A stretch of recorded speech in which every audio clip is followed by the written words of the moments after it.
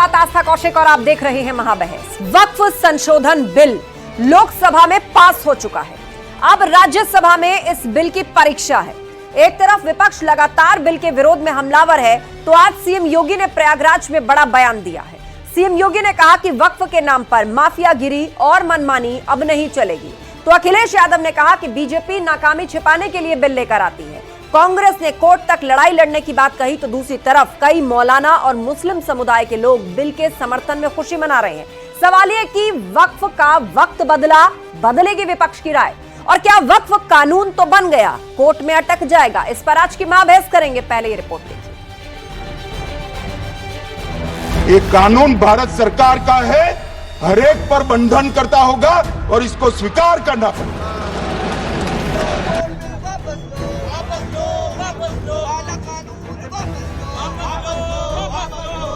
वक्फ का वक्त बदला, बदलेगी विपक्ष की राय। वक्फ बिल को हम बहुत ही नाजायज एक बिल मान रहे हैं। हार से हलकान, इसीलिए निशाने पर मुसलमान। लंबी लड़ाई है, एक दिन की लड़ाई नहीं है, लंबी लड़ाई है। कोर्ट में भी लड़ी जाएगी। तनख्वाहिये भी होते हैं, हर कौम के अंदर होते हैं। ये तनख्वाहिये हैं जो मिठाइयाँ बांट रहे हैं। मुसलमानों की गुर्बत का खात्मा इस बिल के जरिए हो जाए। बोर्डों के चेयरमैन, मेंबरान और संबंधित अधिकारियों ने भू माफियाओं से मिलकर के करप्शन किया। वक्फ पर योगी मुखर, माफियागिरी नहीं चलेगी। हम कुंभ का आयोजन करने जा रहे थे, उस समय वो बयान दे रहे थे कि प्रयागराज में कुंभ की भूमि भी वक्फ की भूमि है। अबे हमने कहा ये बोर्ड क्या भूमाफिया बोर्ड हो गया क्या? भूमाफिया प्रदेश में नहीं चल सकते। माफियाओं को तो हम पहले ही विदा करा चुके हैं प्रदेश से। लोकसभा से बिल पास, राज्यसभा में क्या होगा? मैं जानना चाहता हूं कि पिछले 70 साल किन लोगों ने उनको अलग रखा है, किन लोगों ने अलग रखा है, किन्होंने उनको डरा के रखा है, किन्होंने उनके साथ अलग व्यवहार करने की बात की है। साथियों के दबाव में सरकार ने बदला वक्फ बिल।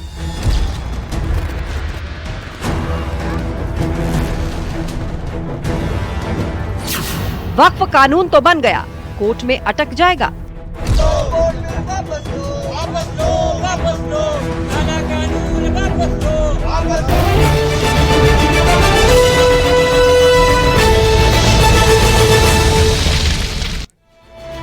और वक्त महाबहस के सवालों का है, जिन पर फोकस है आज की पूरी डिबेट। तो एक एक करके वो सवाल आपके सामने रख रहे हैं। पहला सवाल, वक्फ का वक्त बदला, बदलेगी विपक्ष की राय। अब वक्फ संशोधन बिल लोकसभा से पास हो चुका है, राज्यसभा में चर्चा में है, तो क्या इस पर विपक्ष की राय बदलेगी? हार से हलकान, इसीलिए निशाने पर मुसलमान। अब ये विपक्ष लगातार आरोप लगा रहा है कि सरकार जो है वो जवाब नहीं देना चाहती है, वो काम के काम नहीं करती है। वक्फ कानून तो बन गया, क्या कोर्ट में अटक जाएगा? कांग्रेस पार्टी जैसा कह रही है कि जरूरत पड़ी तो कोर्ट में भी लेकर जाएंगे।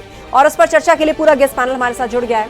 हमारे साथ शरद त्रिवेदी जी हैं, बीजेपी प्रवक्ता, दीपक रंजन जी जुड़ गए हैं, सपा प्रवक्ता, सचिन रावत जी हमारे साथ हैं, कांग्रेस के स्पोक्सपर्सन, शादाब चौहान जी जुड़ गए हैं, राजनीतिक विश्लेषक, सौरभ द्विवेदी जी हमारे साथ हैं, राजनीतिक विश्लेषक, रोहित सिंह हमारे साथ जुड़ गए हैं, संयोजक युवा चेतना। आप सभी मेहमानों का बहुत बहुत स्वागत है इस शो पर।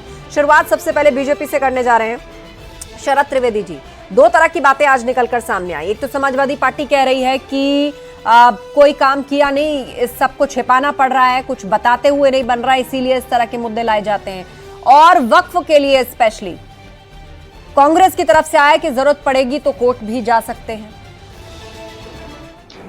दीक्षा जी, देखिए, सबसे पहले तो इनको ये करना चाहिए जो इन्होंने कहा कि हम कुर्बानी देंगे, और इमरान मसूद जी उनसे समाजवादी पार्टी से दो हाथ आगे बढ़े। उन्होंने कहा कि साहब हम जान भी देंगे, खून की नदियां भी बहाएंगे। तो सबसे पहले तो ये वो करके दिखाएं जो इन्होंने कहा है, कम से कम इनके ऊपर जनता विश्वास तो करे।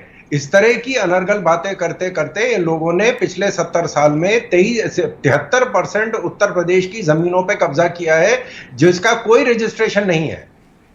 पार्लियामेंट पे कब्जा किया है। लखनऊ हाई कोर्ट को सुप्रीम कोर्ट आना पड़ा। वहां पे जो गैरकानूनी मस्जिद बनी हुई थी वक्फ बोर्ड की, उसको हटवाने के लिए हाई कोर्ट को सुप्रीम कोर्ट आना पड़ा। ये इनके खौफ का आलम था, कांग्रेस पार्टी का और समाजवादी पार्टी का। तो इनके आप देखें कि जो 1913 से 2013 तक 18 लाख एकड़ जमीन जो है इनको दी गई थी वक्फ बोर्ड को, और 2013 से 2025 तक 21 लाख एकड़, जब ये संशोधन लाया गया था 2013 में, उसके बाद 21 लाख एकड़ जमीन दी गई है।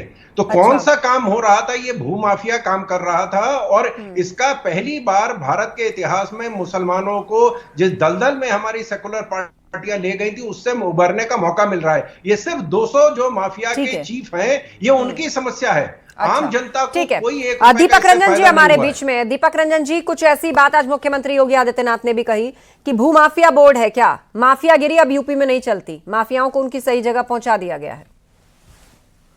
संजय, देखिए, मुझे भारतीय जनता पार्टी के प्रवक्ता के ऊपर अफसोस हो रहा है कि जिस तरीके का ये बात कर रहे हैं, क्या ये चाहते हैं विपक्ष के सांसद लोगों को मरने के लिए छोड़ देना चाहते हैं?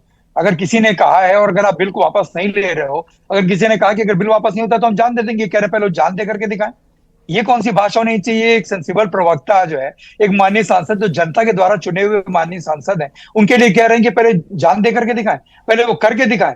अरे अफसोस होता है मुझको, इतने सेंसिबल प्रवक्ता आज को क्या हो गया है इस तरीके की बात करें। देखिए, जो बिल है ये अमन शांति भंग करने वाला बिल है, ये माहौल बिगाड़ने वाला बिल है, ये आपस में जो है झगड़ा कराने वाला बिल है। ये देखिए, ये गैर संवैधानिक है और लैपिंग ऑन कॉन्स्टिट्यूशन है। देखिए, अभी बहुत पुरानी बातें शरद जी ने कही। ये जब जेपीसी का गठन हुआ, बार बार सदन में जेपीसी ज्वाइंट पार्लियामेंट्री कमेटी की बात आई। भाई, ज्वाइंट पार्लियामेंट्री कमेटी तो बनी थी, उसमें पक्ष के भी लोग थे, सत्ता पक्ष के लोग भी थे और प्रतिपक्ष के लोग भी थे। आपने प्रतिपक्ष के कितने पॉइंट्स आपने उसमें उठाए, कितने पॉइंट्स आपने टेकअप किए? जब स्टेक होल्डर्स वहां पे आए तो स्टेक होल्डर्स में बहुसंख्य में स्टेक होल्डर्स ने कहा कि साहब ये बिल ठीक नहीं है, अमेंडमेंट होना उचित नहीं, क्योंकि इससे माहौल बिगड़ेगा, इससे अमन शांति जो है छिनेगी और एक समुदाय जो इससे नाखुश होगा, एक समुदाय इससे नाराज होगा। तो उसके बाद जो है, आपने जब इनको लगा कि जेपीसी में इस तरीके के स्टेक होल्डर्स के आ रहे हैं, वक्तव्य आ रही है, इस तरीके के उनके रुझान आ रहे हैं, तो उन्होंने उस पॉइंट्स को इन्होंने उठाए, उस पॉइंट्स को टेकअप किया जो पॉइंट्स उनको इंप्लीमेंट होने थे। अब चलिए 1995 में हम चलते हैं। 1995 में इन्होंने ही उसका जो अमेंडमेंट बिल आया था, राज्यसभा और लोकसभा में इनके सांसदों ने, माननीय सांसदों ने इसका जो है पुरजोर तरीके से इसका समर्थन किया था। फिर 2009 में जो इनके मैनिफेस्टो आया था, जो इनका घोषणा पत्र आया था, उसमें इन्होंने कहा था कि खान साहब की सिफारिश को हम लागू करेंगे अगर हमारी 2009 में सरकार आएगी। खैर, एनीवे इनकी सरकार नहीं है उस टाइम। 2011 में जो है खान साहब की रिपोर्ट को, और 2013 में जब ये अमेंडमेंट बिल जो है, जब ये पेश हुआ, जब ये प्रस्तुत हुआ, तो इनके माननीय शाहनवाज हुसैन जी ने, मुख्तार अब्बास नकवी साहब ने इसको जो है समर्थन किया इसका। फिर 2014 में देखिए आस्था जी, 2014 में इनकी सरकार आ गई। इन्होंने जो पॉइंट रेज किए थे, इनका ये मांग था कि वक्फ बोर्ड की जमीनों को, नहीं, मेरी बात पूरी नहीं आएगी तो फिर बात अधूरी रह जाएगी। दोबारा भले मुझे टाइम मत दीजिएगा। टाइम तो मैं सबको दूंगी, आप काउंटर भी करना चाहेंगे, लेकिन समाप्त करिए थोड़ा शॉर्ट में। मैं ये कह रहा हूँ 2014 से लेकर के आज 2025 हो गया, तीसरा टेन्योर इनका चल रहा है। 2019 में आदरणीय उस टाइम के तत्कालीन मंत्री माननीय मुख्तार अब्बास नकवी साहब ने ये सदन के पटल में कहा था कि नहीं कहा था कि वक्फ की सारी जमीनें डिजिटाइज हो गई।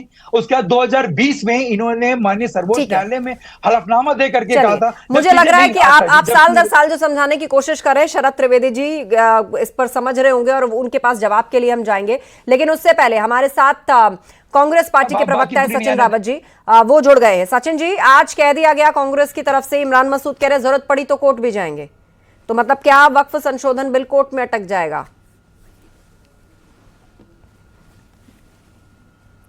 देखिए आस्था जी, भारतीय जनता पार्टी जो है वो बहुत ही चतुर पार्टी है, जिसे समझा जा सकता है कि ना तो भारतीय जनता पार्टी के पास ना नियत है ना काबिलियत है, सिर्फ देश के असल मुद्दों से ध्यान भटकाने की आदत है। जो परंपरा इनकी पड़ी है वही अभी कर रहे हैं। आपको पता है कि देश जानता है कि 2014 के बाद जब इनकी सरकार बनी, ये सबसे पहले 3 काले कानून लेकर के आए, बिना किसी चर्चा के, बिना जेपीसी के। क्या हुआ? 3 काले कानून लेकर के आए, किसानों पे थोप दिया। उसके बाद 3 काले कानून वापस लेने पड़े। सीएनआरसी ले आए, सीएनआरसी में बता नहीं पाए, देश को समझा नहीं पाए, देश में आग लगाने का काम इन लोगों ने किया। उसके बाद ट्रिपल तलाक लेके आए। अब देखिए, एक बहुत ही महत्वपूर्ण बात हुई है। कल जब रात में सदन 2 बजे रात में चल रहा था, तब अमेरिका ने 26% दर बढ़ा दी। अब मुझे लगता है कि इसमें एक बहुत बड़ी स्क्रिप्टेड पिक्चर है। हो सकता हो मोदी जी अपने दोस्त, अपने मित्र, अपने यार अडानी को और ट्रंप को फायदा पहुंचाने के लिए सब चीजें कर रहे हैं। देश के जो असल मुद्दे हैं उसमें बेरोजगारी है सबसे पहला मुद्दा, दूसरा है जाति जनगणना का मुद्दा, तीसरा है जो महिलाओं के खिलाफ उत्पीड़न होता है उसके खिलाफ ठोस कानून बनने की बात होती है।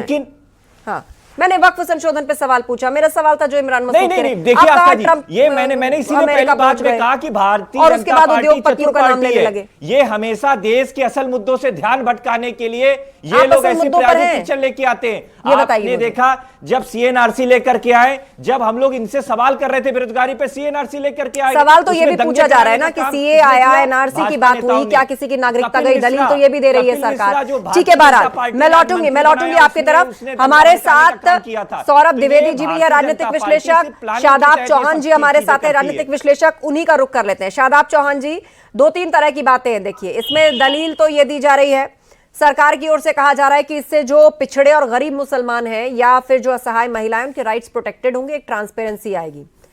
दूसरा, विपक्षी पार्टियां जिस बिना पे इसका विरोध कर रही हैं, क्या वो तर्कसंगत साबित हो पा रही हैं इस मामले में?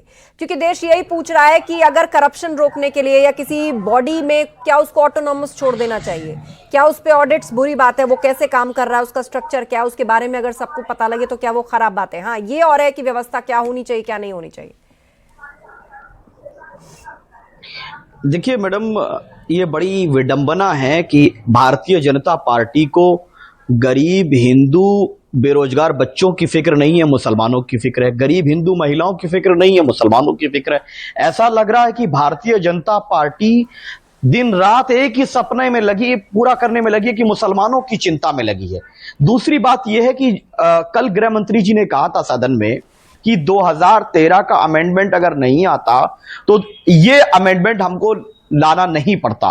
तो ये बड़ी विडंबना की बात है कि कितना एक दूसरे के प्रति विरोधाभास है कि 2013 में सर्वसहमति से, जेपीसी पे जाने के बाद सर्वसहमति से आदरणीय राजनाथ जी, आदरणीय आडवाणी जी और मोहतरमा सुषमा स्वराज साहिबा जो आज दुनिया में नहीं है, उनकी उपस्थिति में, उनकी सहमति से, सर्वसहमति से यह अमेंडमेंट बिल 2013 में पारित हुआ, जिसके खिलाफ लगातार इधर उधर की बात ये लोग कर रहे हैं। तो क्या अमित शाह जी, नरेंद्र मोदी जी, सुषमा स्वराज साहिबा और अडानी जी से, अडवाणी जी से ज्यादा समझदार हो गए? क्या इनको ज्यादा जानकारी है? दूसरी चीज यह है कि वक्फ बाय यूजर को खत्म करना हो, चाहे वो ट्रिब्यूनल के नाम पर जो गुमराह करना हो। तीसरा, वक्फ औलाद वाले मसला हो। चौथा, हमारा कंसिडरेशन यह है कि आप डीएम को ये एक्स्ट्रा पावर क्यों देना चाहते हैं कि अगर कोई वो डाउटफुल करेगा, कोई उसको उस पर विवाद उत्पन्न करेगा, तो क्या फिर वो संपत्ति का अधिकार किस पे चला जाएगा? आपका लक्ष्य क्या है? आपका लक्ष्य क्या गरीब मुसलमानों की सेवा है? तो इस प्रकार से आप सेवा करेंगे कि उनकी जमीनों को डकैती डाल करके धन्ना सेठों को और भूमाफियाओं को देने का षड्यंत्र है आपका। थी समाजवादी पार्टी के प्रवक्ता ने जो बोला कि गैर संवैधानिक काम हो रहा है। हमने लोकतंत्र के मंदिर में कल देखा, रात के 2 बजे तक पक्ष और विपक्ष सारे सांसद लोग एक एक चीजों पर बकायदे जो है बहस हुई और उसके बाद बिल पास हुआ। यहां तक कि जो जेपीसी में जितने सुझाव दिए गए थे, एक एक सुझाव पर वोटिंग कराई गई। तो ये जो संवैधानिक तरीके से इतना बढ़िया बिल पास हुआ है, इसको गैर संवैधानिक कहना मुझे लगता है लोकतंत्र का अपमान है, पहली बात। दूसरी बात, देखिए, हिंदू मुसलमान की बात ही नहीं है। ये जो वक्फ बोर्ड है एक वैधानिक संस्था है, भारत सरकार में अल्पसंख्यक कार्य मंत्रालय के अंतर्गत आती है। तो अब जैसे अगर रेलवे बोर्ड की जमीन है, रेलवे बोर्ड की जमीन पे कोई कब्जा कर लेता है तो कोई कब्जा थोड़ी ना हो जाता है, वो भारत सरकार की जमीन होती है, उसको छुड़वाती है। उसी प्रकार से रक्षा मंत्रालय के पास तमाम जमीनें हैं, अगर उस पर कोई अवैध कब्जा करे तो भारत सरकार उस पर भी कानूनी कार्रवाई करके। सिर्फ वक्फ बोर्ड के आप जो है 2013 में जो अमेंडमेंट हुआ था, उसके अंदर इतनी आजादी दे दी गई थी कि आप न्यायालय में जाकर के सुनवाई नहीं कर सकते थे। और तमाम हमारे जो पसमानदा समाज के मुस्लिम भाई हैं, उन्होंने आरोप लगाया कि उनकी मस्जिदों को छीन लिया गया वक्फ बोर्ड के द्वारा। वक्फ बोर्ड उनकी जमीनों पे, उनकी मस्जिदों पे अपना दावा ठोक दिया है। तो आज अगर प्रधानमंत्री नरेंद्र मोदी जी के नेतृत्व में वक्फ बोर्ड के अंदर इस तरह का सुधार कार्यक्रम होता है जो मुसलमानों के हित में है, जो गरीब, शोषित, पीड़ित और वंचित समाज है मुसलमानों का, उनको अगर कहीं देने का काम किया जाता है तो ये देखिए 2 बात मैं भाई साहब को कहूंगा। पहली बात तो ये है कि मैंने कहा 2013 जिस बिल की आप मुखालफत में ये बिल लेकर आए हैं, आप दावा कर रहे हैं, उसमें इतने बड़े लीडर से सुषमा स्वराज साहिबा आजाद भारत की भारतीय जनता पार्टी के बेहतरीन लीडर्स में से एक थी। उन्होंने उस पर सहमति जाहिर की थी, बीच में इंटरप्ट नहीं। दूसरी चीज, आप कह रहे हैं कि ये मुसलमान हिंदू क्यों ला रहे हैं? अरे भैया, संविधान के अनुच्छेद 25, 26 और 29 को पढ़िए। और उसमें आपको ये स्पष्टता हो जाएगी कि कैसे धार्मिक रूप अरे से भाई अरे सुन लीजिए पूरी आपको अगर आपत्ति आप बीच में बोलेंगे तो कैसे बात जाएगी? ऐसा ना कीजिए। आप तो अभी आक्रमण कर रहे हैं, अभी अतिक्रमण कर रहे हैं, तो फिर तो जब कानून बन जाएगा तो फिर तो आप तमाम वक्त की संपत्तियों पर कब्जा करेंगे। अभी तो आप शाब्दिक रूप से आक्रमण कर रहे हैं, अभी तो आप शाब्दिक आतंकवाद कर रहे हैं। अतिक्रमण थोड़ी कर सकता है, देश में कानून है, उसी पर तो चर्चा चल रही है। क्या होना चाहिए, क्या है मैडम, वो मेरे तो मौलिक अधिकारों का हनन हो रहा है। आप ऐसा माहौल मत बनाइए ना कि पब्लिक एक दूसरे पर टूट पड़ेगी, कहाँ हो जाएगा, क्या हो जाएगा। बात रखिए अपनी। हाँ देखिए, हम इस संवैधानिक कानून के खिलाफ अदालत को जाएंगे, जो भी संवैधानिक रास्ता होगा उसको अख्तियार करेंगे। और मुझे बड़े अफसोस के साथ कहना पड़ रहा है कि कांग्रेस पार्टी की जो तैयारी थी इस बिल के खिलाफ, वो पूरी तरह से अधूरी अदालत की व्यवस्था नहीं थी। आपके यहाँ तो अदालत जाने की व्यवस्था नहीं थी जमीन पे अतिक्रमण करने के बाद। आपके यहाँ खुद की सुनवाई होती थी। अरे भैया, आप सुषमा स्वराज साहिबा पर सवाल उठा रहे हैं। अरे क्यों? आप जो लोग इस बिल पे सवाल उठा रहे हैं वो सुषमा स्वराज साहिबा पर सवाल उठा रहे हैं, राजनाथ जी पे सवाल उठा रहे हैं, अडवाणी जी पे सवाल उठा रहे हैं। क्या वो लोग नासमझ थे? क्या वो लोग जो है वक्फ के द्वारा संपत्तियों का अतिक्रमण करवाने वाले लोग थे? कोई और रुख मत दीजिए, ठीक है। सचिन रावत जी, यहाँ पर आप सुन रहे बात की इस बिल के खिलाफ कांग्रेस पार्टी की जो तैयारी थी वो बिल्कुल शून्य थी। आप लोग चूक गए, आप लोग सही रणनीति के साथ नहीं उतरे।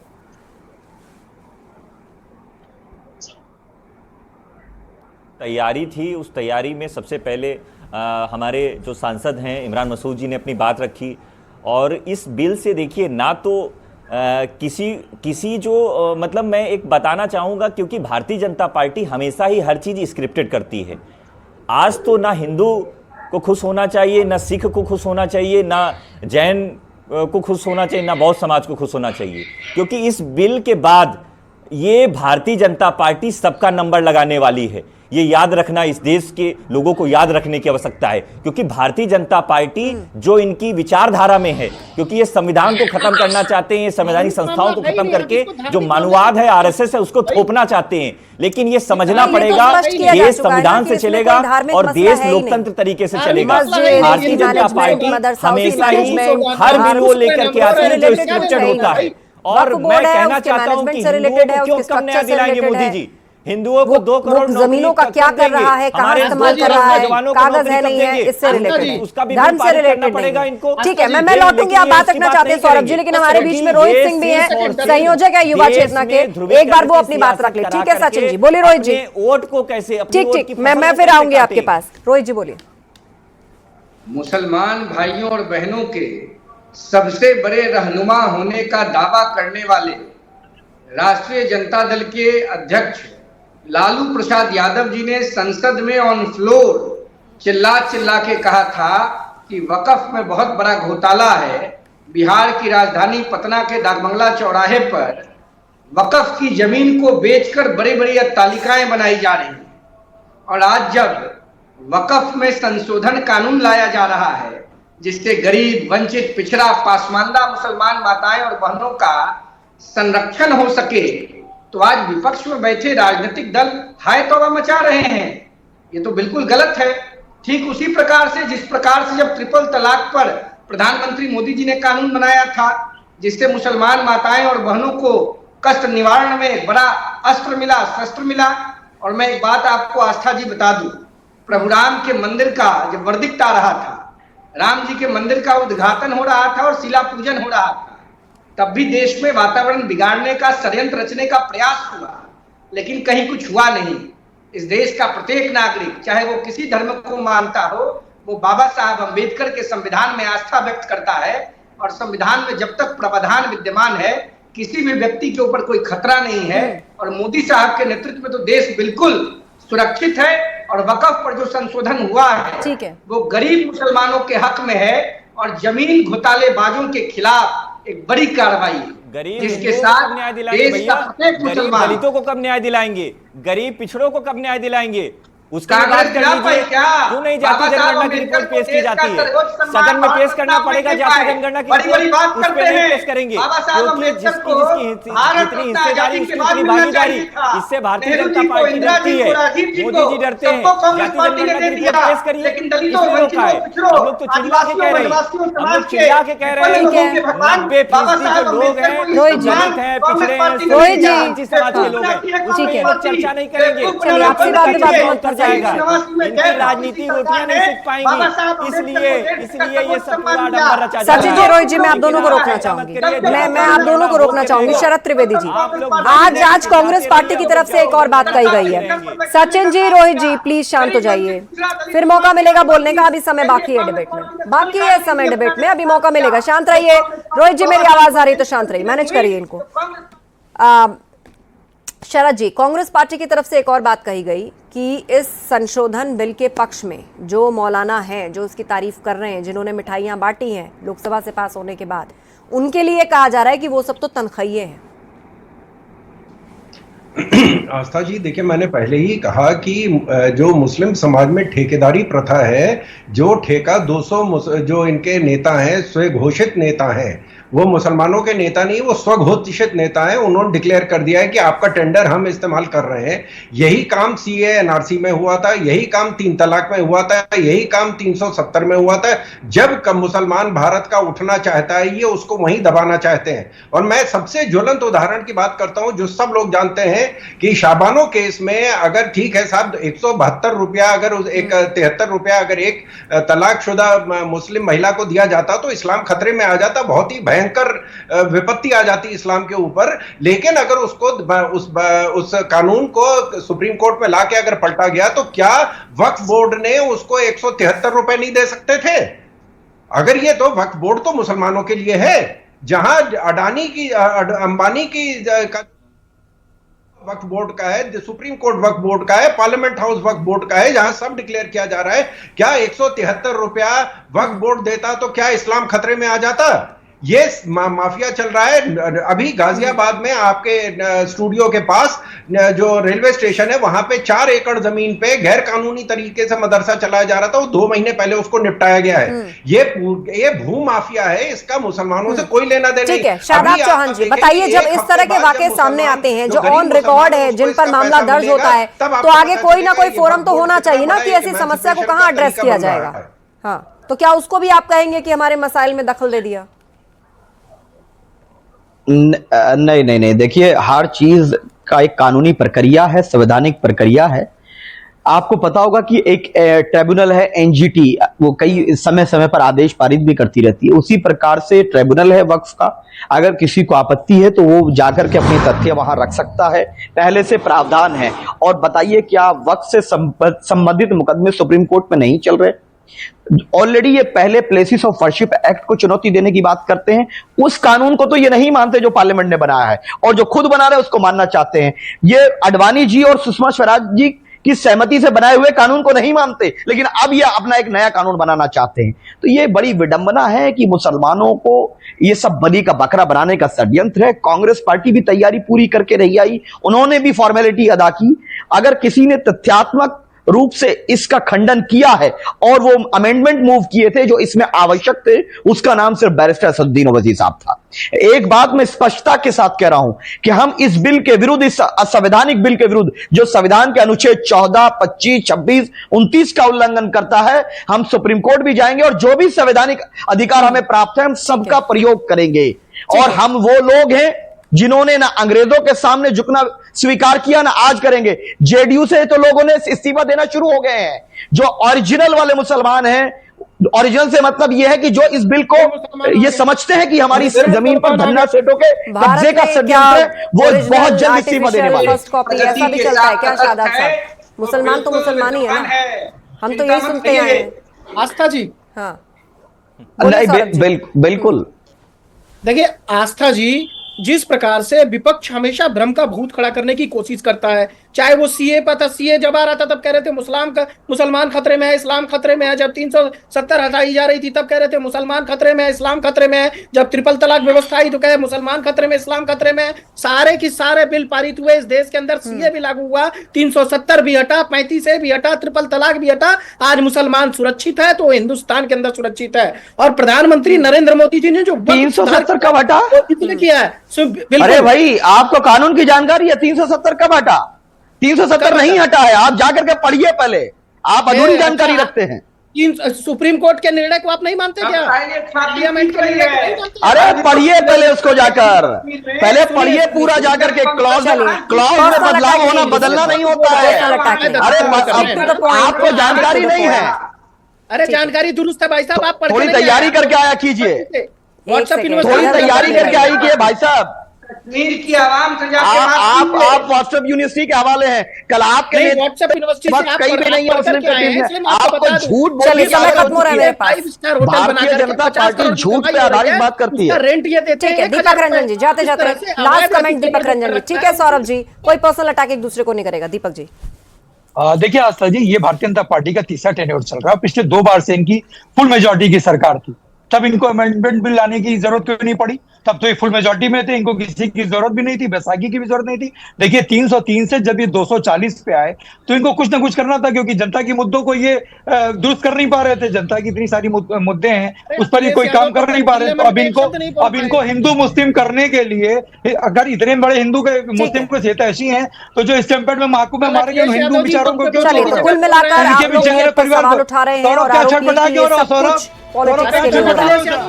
समय खत्म हो रहा है। मुझे डिबेट को यही वाइंड अप करना है। आप सभी का बहुत धन्यवाद इस चर्चा में शामिल होने के लिए। तो वक्फ संशोधन बिल लोकसभा में पास हो चुका है, राज्यसभा में इस बिल की परीक्षा। एक तरफ विपक्ष लगातार इसके विरोध में हमलावर है, तो वहीं सीएम योगी ने आज प्रयागराज में बड़ा बयान दिया और कहा कि वक्फ के नाम पर माफियागिरी और मनमानी अब नहीं चलेगी। तो अखिलेश यादव ने कहा कि बीजेपी नाकामी छिपाने के लिए बिल लेकर आती है, कांग्रेस कोर्ट तक लड़ाई लड़ने की बात कर रही है।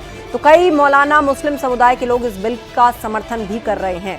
तो सवाल ये उठ रहा है कि वक्फ का वक्त बदला है, क्या विपक्ष की राय बदलेगी, क्या वक्फ कानून अगर बन गया तो क्या कोर्ट में अटक जाएगा? ऐसे बहुत से सवाल हैं जो फिलहाल उठ रहे हैं। महाबहस में इतना ही। खबरें जारी हैं, बने रहिए हमारे साथ।